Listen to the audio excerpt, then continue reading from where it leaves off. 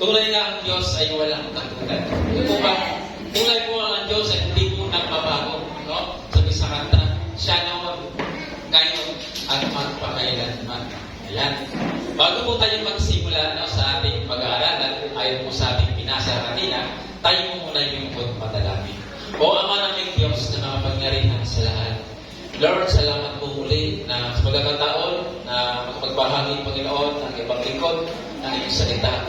Naway sa tayo itong Panginoon ay tinipon ko, Panginoon, sa mga puso at gawa kami, Panginoon, na mag-isa sa amin ng karunungan, knowledge of wisdom, Panginoon, upang aming maunawaan at maintindihan, Panginoon, ang hiwaga na iyong mga salita. Ihanda po, Panginoon, ang mga isipan sa pagtanggap ng salita na ito. At ito po ay dalangin sa pangalan ni Jesus. Amen. Yeah. Ang tema po na ating pag-uusapan ngayong umaga, kapatid, sa ating worship service ay may tina po tayong growth of Christ. No? Ano po bang ibig sabihin ng growth of Christ? No, pag sinabi natin growth of Christ, ibig sabihin, mayroon na pong naitanig sa atin. Di po ba? Sa pamamagitan na tulad ng ginagawa natin ngayon sa ating worship service. Ano pa ba yung iba? Tulad ng small group, kapatid. Tulad ng mga fellowship natin, may men, women, and youth. Mayroon po tayong mga schedule, no? Kung saan may word of God po dyan. No? Mayroon tayong midweek service o prayer meeting. Yun. Dapat na itanim po sa atin sa mundo, no? Pag tayo po'y nagtanim ng mga halaman, iba ang nais po natin ay lumago po ito ng mga halaman na ito. Pero bakit minsan bilang isang Kristiyano, hindi po tayo lumago sa ating pananampalataya sa ating Panginoon? Bakit kaya?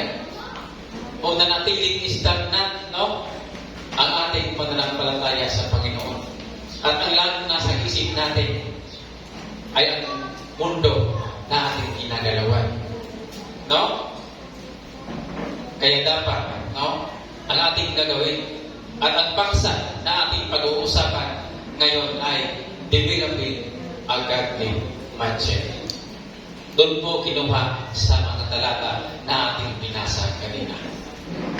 Dapat ito po ang ating gagawin para po tayo mag-grow sa ating Panginoon. I-develop po natin ang ating mindset. Godly mindset, kapatid. So ito po isulat ni Apostol Pablo para po sa mga taga-Kolosas. Lalong-lalo na para sa iglesia ng Kolosas, kapatid. No? Ito ay isang bayan ng Asia Minor sa silangan ng Ibiso. Si Apostol Pablo ang nagtatag ng iglesia na ito, kapatid. Ang tawag po kayong kapatid, no? Sa Kolosas ngayon ay ito ay natawag na Lord. Ang Kolosas po ngayon. So, isinulat po ito ni Apostol Pablo nung una niyang pagkabilanggo sa Roma noong mga panahong AD 60 hanggang 62, kapatid. No? Ang layunin ng sulat na ito ay para po sa lumating ang maling katuruan sa mga iglesia doon sa Kolosas. Kung saan itinuturo doon na kailangan ang tao ay sumamba, no? Sa ilang kapangyarihang spiritual. Ito po yung tinatawag na ritual o pamahiin. No? Sumasamba sila sa mga Diyos-Diyosan para daw sila ay maligtas, kapatid. So, ang binigyan din ni Apostol Pablo na ang tanging paraan para po maligtas ang tao sa pamagitan lamang ng pag-isa kay Kristo Jesus. No? Nababahala si Apostol Pablo sa maling katuruan na ito, kapatid. Bakit? Dahil may pananagutan po si Apostol Pablo dahil siya po ang nagpadala doon sa Kolosas ng manggagawa. No? Kaya nais ni Apostol Pablo na ituwid ang maling kaisipan na ito. No? Kaya, kung kaya sa umagang ito ay ating pag-uusapan, ang sinabi ko kanina, developing a godly mindset. Ito po yung nakasentro pa rin tayo sa ating wider na ating pinag-uusapan last month. Again, ang layunin po ng message na ito ay upang hikayatin at palakasin tayo na mapanatili ang ating pananampalataya, no, sa Panginoon at sa buhay no nais niya para sa atin habang nandito po tayo sa mga kapatid. Sabi nga ng isang komentaryo ni Jonathan Stack, isa po siyang German journalist and musician, sabi niya, ang mga simbahan at mga pastor ay nagtuturo ng espiritual na pananampalataya at pagiging disipulo para malaman ng mga Kristiyano kung ano ang ginagawa ni Jesus kapag sila ay naligtas. Hindi lang niya tayo iniligtas, kaya tayo ay makapunta sa langit, kundi gusto niyang baguhin tayo habang papunta tayo doon, kapatid. No? Kapag ginagawa tayong bagong nilalang ni Jesus, binago din niya, no, ang ating isip at paraan ng ating pag-iisip, kapatid. Kaya last Sunday ay binahagi ko sa inyo, no, na ang may paksa na purpose ni Pastor Marlon. Kung ano ang purpose ng ating Panginoon sa buhay natin. Particular na doon po, no, sa purpose. No, sino po bang nakalala nun? Sa una nating tinalakay, sa purpose na ito. Ano yung una? Bago sumagot. Plan. May plano po ang Diyos para sa atin. Huwag sa atin. Maganda po yung plano ng Diyos sa atin. Kaya lang, yung pangalawa, nagkaroon po ng problema. Nagkasala po ang tao. Kaya nagkasala ang tao, kailangan may provision. May mga bayad po, no? After ng provision, yun po yung purpose yung tuloy natin nalakay last Sunday, kapatid. So, ngayong umaga, ay titignan naman natin ang isa sa mga paghihikayat po at hamon sa atin bilang mananampalataya na hanapin ang mga bagay na makalangit at ituon ang ating mga puso, isipan sa mga ito, kapatid, no? Habang tayo ay nandito ba sa lupa upang tayo ay lumago sa Panginoon. So ito ay nakikita natin sa mga talatang binasa ko kanina, no? Sa chapter 3, particular na doon, no, sa verse 1 and 2. Sabi nga doon, yamang tayo nga ay muling binuhay na kasama ni Kristo, hanapin ninyo ang mga bagay na nasa itaas, kung saan si Kristo ay nakaupo sa kanan ng Diyos. Ituon ninyo ang inyong pag-iisip sa mga bagay na nasa itaas at hindi sa mga bagay na nasa lupa. So dito po, mga kapatid, hinahamon ang mga mananampalataya na ituon ang kanila pagnanais at atensyon sa mga bagay sa itaas o sa langit. So sa halip, sa bagay sa lupa. Bakit po? Bakit po ganun ang sinasabi na ituon ang ating kaisipan sa paglangit? Dahil, mga kapatid, no, ngayon, ang nagtutuon, karamihan na nagtutuon o nagdalaga sa kanilang pananampalataya at pagtitiwala sa mga bagay na hindi nagdalaga dito po sa lupa. Karamihan sa ating nakikita, sa ating nalalaman at nararanasan sa buhay ay temporal lang, kapatid. Kaya nakakabahala po ngayon, no, kapatid, ang sitwasyon ngayon dahil po sa mga panibagong teknolohiya, no? Pagka kumain, kasama ang cellphone. Maliligo, kasama ang cellphone. Hindi po ba? Kaya po bang nangyayari sa ating ito ngayon? Dahil sa mga panibagong magalitan. Dati wala naman po yan, eh. No? Kaya ang gusto ng ating Panginoon ay ituon ang ating isipan sa mga langit, hindi po sa paglupa. Sabi nga sa Matthew chapter 24 verse 35, lilipas ang langit at ang lupa. Ngunit, ang ating mga sinasabi ay tiyak na mananatili, kapatid. Kahit kailan, hindi po ito nagbabago ang salita po ng ating Panginoon. No? Lumipas man ang lahat, ang salita niya ay nananatili pa rin, mga kapatid. Ang kanyang salita. Ang mga katawan natin, no? Tandaan ko mga sexy niya. Kamacho, maganda. Lilipas din po yan, kapatid, no? Gayon din ang mundo, na ating ginagalawan. Ang lahat ito ay maglalaho, ngunit kung may Kristo po tayo sa buhay natin, magkaroon po tayo ng buhay na walang hanggan. Kung magkaroon po tayo ng katiyakan sa buhay po natin. Diba? Sabi nga sa kanta, kay Kristo, ang buhay ay may katiyakan. Kung susunod ay magpatuloy. Di ba yun? Ano na yung kantang yun? Hindi. Ako lahat ang nakakalam. May kantang ganun, kapatid. Pag kay Kristo po ang buhay natin, may katiyakan po ito. No? Kaya bilang Kristiyano, dapat natin ma-realize ang kahalagahan ng pagkakaroon ng tamang pananaw at focus. Kung tayong mga mananampalataya ay magtatagumpay sa mga kahirapan sa buhay dito sa lupa, ang ating focus ay dapat sa Panginoon at sa mga bagay na mayroon tayo sa pamamagitan niya, kapatid. Dapat tayong magkaroon ng higit na spiritual na pananaw kaysa makamundong pananaw, kapatid. Di po ba? At higit sa lahat, hindi ito nangangahulugan na binabaliwala natin ang mga bagay sa iba. No? Hindi ito nangangahulugan na dapat natin baliwalain ang ating mga responsibilidad sa lupa. Sa halip, sa pamamagitan ng pagtuon natin sa ating focus sa Panginoon, ay naipamuhay natin, no, ang isang buhay na may makalangit, no? Makalangit na katangian habang nandito pa tayo sa mundo. So, kaya sa umagang ito ay titingnan natin ang mensaheng pinamagandang developing a godly mindset na mayroon po tayong pinaka-main point dito, kapatid. A godly lifestyle with a godly mindset. Di po ba? Para po tayo ay lumago po sa ating pananampalataya sa ating Panginoon.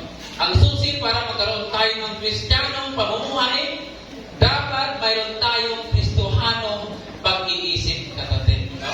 Mayroon tayong Kristohanong pag-iisip. Napakahalaga po nito sapagkat ang klase po ng buhay na mayroon tayo ngayon ay produkto lamang ng ating pagsunod sa Kanya. Di po ba? How to develop a godly mindset, kapatid. Paano natin i-develop ang ating makadiyos na pag-iisip? Una, consider the reminders. Ano ba yung reminders doon? Sa verse 1:8 hanggang 3. Yaman tayo ay muling binuhay nasa kasama ni Kristo. Sa 3, ito ay sapagkat namatay na kayo at ang buhay ninyo ay nakatagong kasama ni Kristo. No? Ang ating pag-iisa, no, kay Kristo Jesus ang tinutumbok ko dito. Nang muling binuhay ng Diyos ang ating Panginoong Jesus mula sa mga patay, tayo din ay muling binuhay ng Diyos kasama niya.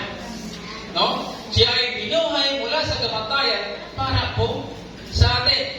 Sa pamamagitan ng pananampalataya kay Jesus, tayo namatay kasama niya at muling binuhay na kasama niya dahil dito, wala nang kapangyarihan ang kamatayan sa atin at hindi na ito kailangan katakutan pa. No? Masasabi din natin na isang tunay na mananampalataya ay talagang may bagong buhay bilang binuhay na kasama po ni Kristo.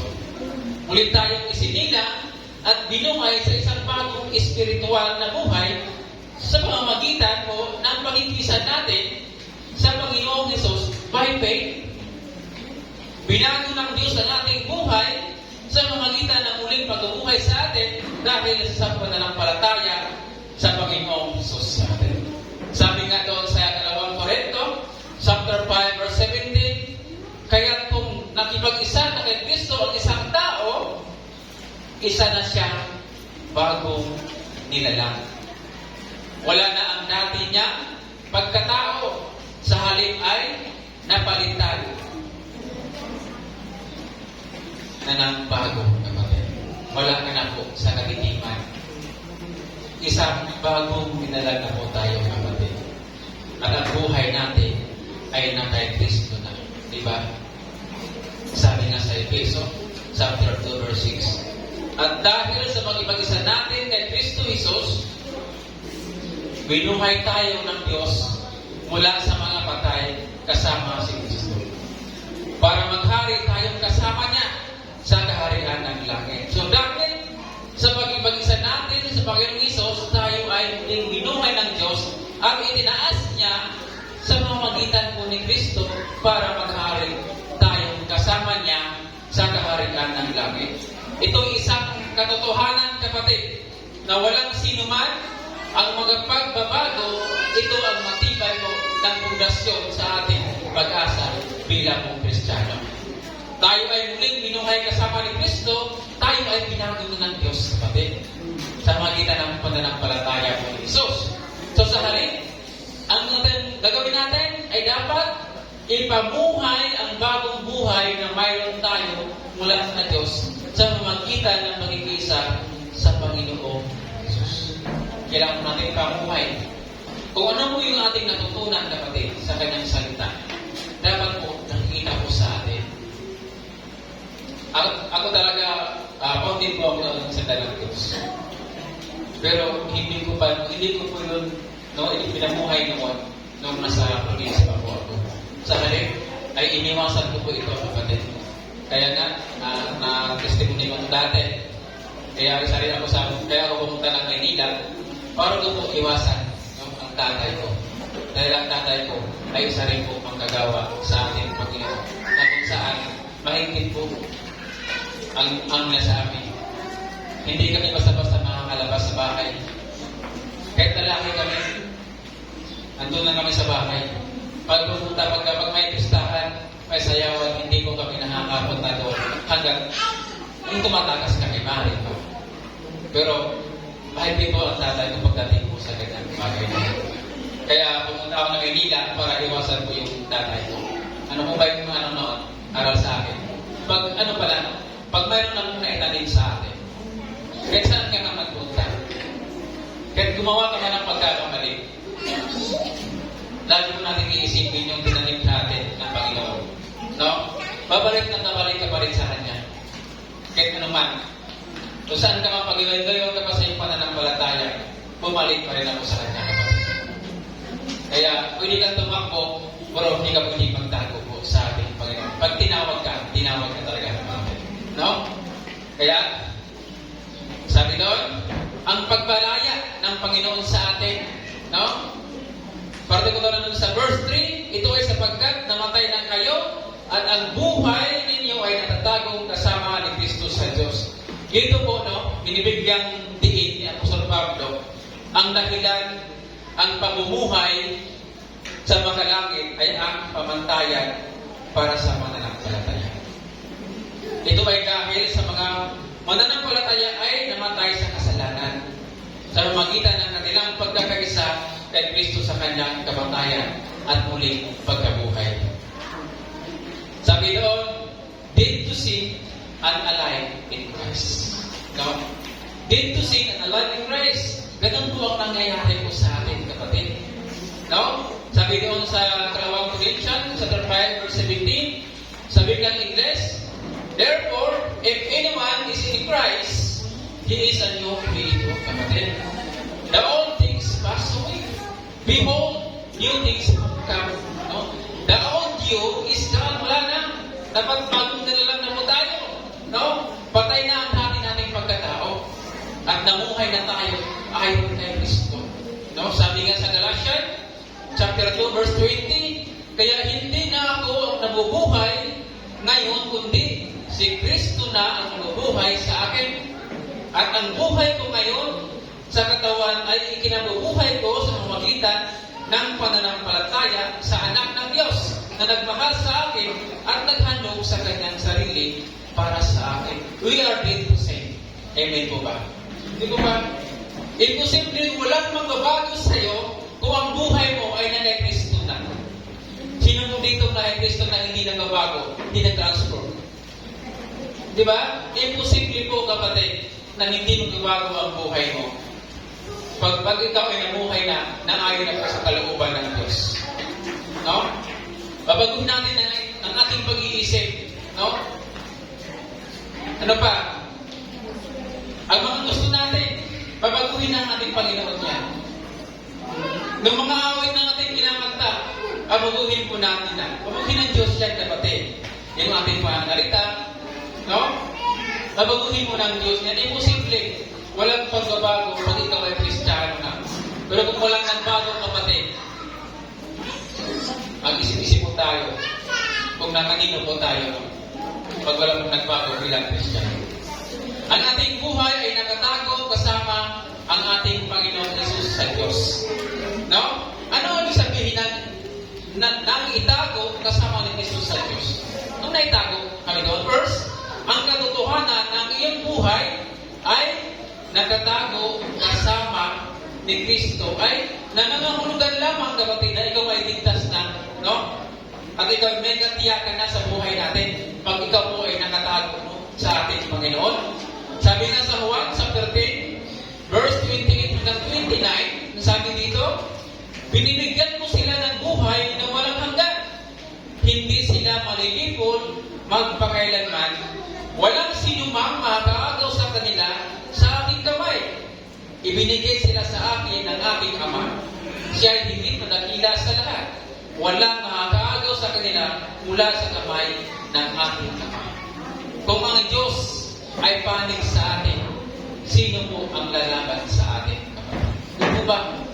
No? Kung ang buhay po natin ay nakatago kay Kristo Jesus, walang sinuman ang nakakaagaw sa iyo sa kamay po ni Kristo. No? At walang sinuman ang nakakaagaw sa iyo sa kamay ng Diyos Ama. Sabi nga sa Romans chapter 8, verse 39, walang sinumang magpaghihiwalay sa atin mula sa pag-ibig ng Diyos na kay Kristo Jesus na ating Panginoon. So, meaning to say, nakakatiyak tayo na walang anuman ang magpaghiwalay sa atin sa pag-ibig ng ating Panginoon. No? Maaaring humaharap tayo sa mga paghihirap at pasakit sa buhay, no? Mga hindi mga pagsubok na ating naranasan, ngunit hindi tayo pabayaan ng ating Panginoon, kapatid.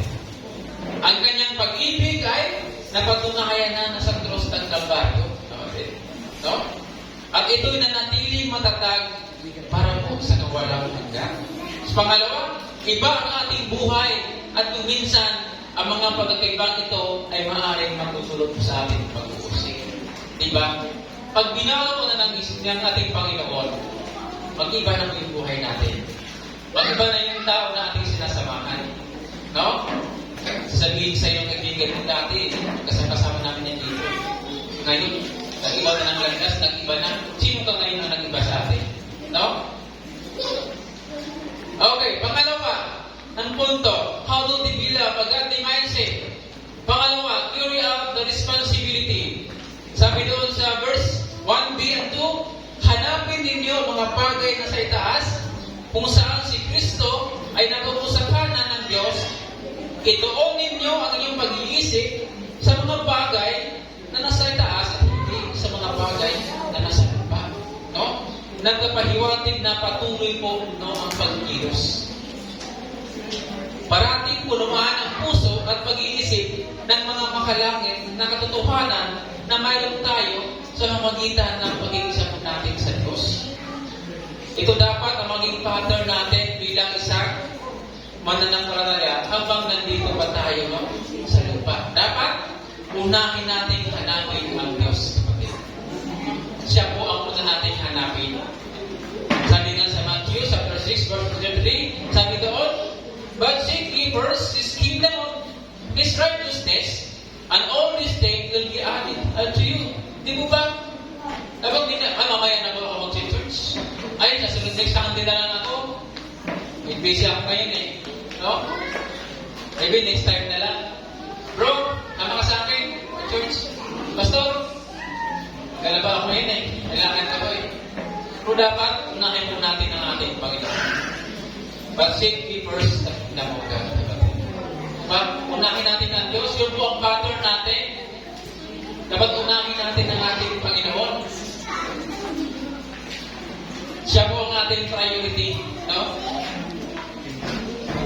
sinabihan ni Apostol Pablo ang mga mananampalataya na patuloy na naisip na mapunan ang kanilang isip at puso ang mga katotohanan ng panlangit habang nandito tayo sa lupa. No? Ano nga ba ang mga bagay na panlangit? Ano ba yung sinasabi ko? Ang mga bagay na panlangit ay ang mga bagay na tumatagal magpakailanman. At ang salita ng Diyos ay magpakailanman. Ating kaligtasan ay magpakailanman. Ang pagpupuri at paglilingkod sa Diyos ay magpakailanman. Di po ba? Yun po yung panlangit na kaisipan, kapatid. Yung mga bagay na panlangit na dapat natin isang puso po natin. Yung mga bagay na hindi po nakikita. Ayon sa Pilipos, chapter 4, verse 8, sa katapusan, mga kapatid, anumang mga bagay na totoo, anuman ang marangal, anuman ang matuwid, anuman ang danisay, anumang bagay ang kaibig-ibig, anuman ang mga mabuting ulat, kung mayroon mang kabutihan at anumang kapuri-puri, ang mga bagay na ito ang isipin ninyo. Dapat ang Diyos po ito ang napupurihan, kapatid. Ang mga langit po na pag-iisip. Ang ganitong kaisipan ang nangingibabaw sa isip ng isang taong makadiyos. At nagdudulot ng mga ugaling makadiyos. No? Alam natin na maraming mananampalataya ang nabubuhay na talunan at walang bunga dahil hindi nila hinanap ang mga bagay na tungkol po sa ating Panginoon. No? Ang kaisipan ng mundo, ang magawa ng mundo, at ang kasalanan ng mundo ang mas pinagtutuunan at ng isip at gawa kaysa bagay na nais po ng Diyos para po sa atin. As followers of Christ, para po tayo ay lumago kay Kristo. Sabi nga sa Kalawang Korinto, sa 5, verse 7, for we walk by faith, not by sight. Di po ba? Kaya sabi ko sa Kalawang Korinto, chapter 4, verse 18, kaya ang paningin namin ay nakatuon sa mga bagay na di nakikita at hindi sa mga bagay na nakikita. Bakit? Dahil yung mga bagay na ating nakikita ay maglalako lang po ito pag-atin, no? Sapagkat panandalian lamang ang mga bagay na nakikita, ngunit walang hanggan ang mga bagay na di nakikita. No?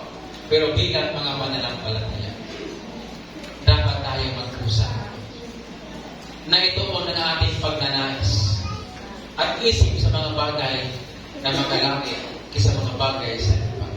No? Kaya noon, nung malaba ako sa isang gawain, after pumasok sa simbahan, iniisip na po ang pupulutan pag-uwi. Oo. Kailangan makabili na ako ng maskara. Sarap ng maskara, no? Sisig, no? Ang luto din naman natin sa sister ko. Masarap ng sisig na. Oo. Sisig niyan. Kaya, yun po yung mindset ko dati, yung nasa isip ko. Pagdating ng Friday, iniisip ko, Sabado. Tuma na naman tayo nito. Ano naman kinapulutan nito? Diba? Yun po yung mindset ko noon eh. Pero pag binago ka ng ating Panginoon kapatid, tsak, magbabago din yung pag-iisip natin. Di po ba? Magbabago yan. Yung posibleng hindi magbabago. Kung hindi nagbabago, yun. Mag-isip ka. Sino yung pumasok sa isip mo, kapatid? No? Kaya naman, sa halip na magkaroon ng temporal na pananaw sa pag-iisip, ang utos at hamon sa ating mananampalataya is to grow and maintain an eternal perspective.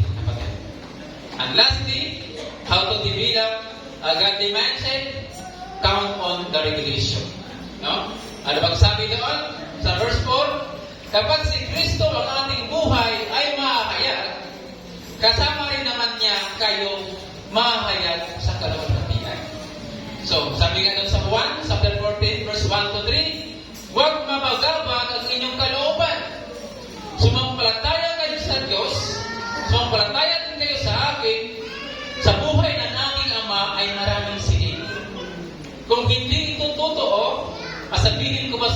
pupunta ako roon upang ipaghanda ko kayo ng inyong matitirhan. At kapag naipaghanda ko na kayo ng matirhan, ako'y babalik at isasama ko kayo upang kayo'y mapagapiling ko kung saan ako naroon. No? Mayroon pong ocular na nangyayari sa kaharian ng langit. Pero kailangan bilang mananampalataya, dapat nag-reserve na tayo doon. No? Ay ba ng pag-reserve na doon? Sa buhay, sa kaharian na maraming silid? May pangalan mo sa pintuan doon? No? Dapat tayo ay nagpag-reserve na sa pamamagitan ng ating pag-isa sa ating Panginoong Jesucristo. Noon pa man ang church ay naghihintay sa pag-asa na muling pagbabalik ng ating Panginoong Hesus. Hinihintay natin na muling bumalik ang ating Panginoon sapagkat alam natin, kapatid, na hindi tayo magtatagal dito sa mundo. Di ba? Tayo bilang mananampalataya ay may higit na lugar sa inasahang kapuntahan. Ang langit ng pangako po ng ating Panginoon sa atin. Sa ngayon, habang hinahantay natin ito, kapatid, tayo ay dapat nabubuhay na ang inasahan natin at inspirasyon natin ay ang muling pagbabalik ng ating Panginoon. Di ba? Kaya po, ang instant mo ng kamukop natin ay Jesus Christ is our Savior, Sanctifier, Healer, and Coming King. Yung pa yung instant ng kamukop. Yung apat na yan, kapatid. Magiging magapangyarihan at matagumpay ang pagbabalik ni Jesus. At ito ay magiging panahon ng kalungkutan para sa mga hindi nanampalataya at panahon naman na higit na pagsasaya para naman doon sa mga sumusunod sa Kanya. Saan po tayo doon? Sa malungkot o saya? Hindi po ba? Malungkot sa mga taong hindi nanampalataya sa Kanya. Kung tayo mga nanampalataya bilang Kristiyano, dapat tayo ay nag-celebrate sa Kanyang pagbabalik. Sa Kanyang second coming or glorification. Sabi nga doon, kapag si Kristo ng ating buhay ay mahayag, kasama rin naman niya kayong maihayag magpakailanman. Sabi sa unang Juan, sa 3 verse 2, mga minamahal, mga anak tayo ng Diyos ngayon. Ngunit, hindi pa nahayag ang magiging kalagayan natin. Ngunit, alam natin, pagdating ni Kristo, ito'y magiging katulad niya sapagkat nakikita natin kung sino talaga siya. No? In Romans 8, chapter 18, Paul speaks about the comparison of the current suffering in the glory of being in Jesus. Sa Tagalog, para sa akin, ang mga pagtitiis natin sa kasalukuyan ay hindi maihambing sa kaluwalhatian ipahayag sa ating balang araw. No? Kaya bilang pangwagas, no? Lagi po natin tatandaan, kapatid. Heaven is a preferred place for a preferred place. Hindi po ba? Heaven is a preferred place for a preferred place. Ang tanong na lamang ay, tayo po ay handa na. Handa na ba tayo? Prepared na ba tayong lahat kung dumating po ang ating Panginoon? Kung hindi pa, kailan? Kailan na maging handa? Dapat, ngayon na, now na. Dahil ang pagdating niya, di ba? Tulad po ng isang magnanakaw. Hindi po alam ang kanyang bahay na siya ay magnanakawan. Kaya kuratan ka kung saan ka man naroon, kapatid. Yun na po yun. Yun po ang ikaw. No? Kung tayo ay mas nakatuon sa mga mundong pag-iisip, lagi po natin isipin, nakatulong pa ito para po ako ay lumago sa aking pananampalataya sa ating Panginoon. Kung doon po tayo nakatuon, lagi po natin itanong, or ito'y nakakasira po sa ating relasyon sa ating Panginoon at nagpagpalayo po sa Kanya. Kaya dapat ang ating isipan, no, ay dapat nakatuon po sa makalangit na pamumuhay, hindi po sa mga mundo. Kaya para po tayo ay lumago sa Panginoon, kailangan po natin ay tigilap po natin, mga kapatid, ang ating godly mindset. No? Kaya sa susunod na linggo, huwag po kayo makawala. Dahil maganda po ang pag-uusapan natin sa next Sunday. Kaya, naway magdagdagan pa tayo. Dahil maganda po ang tema sa next Sunday na ating pag-uusapan. Magandang umaga po sa ating lahat. To God be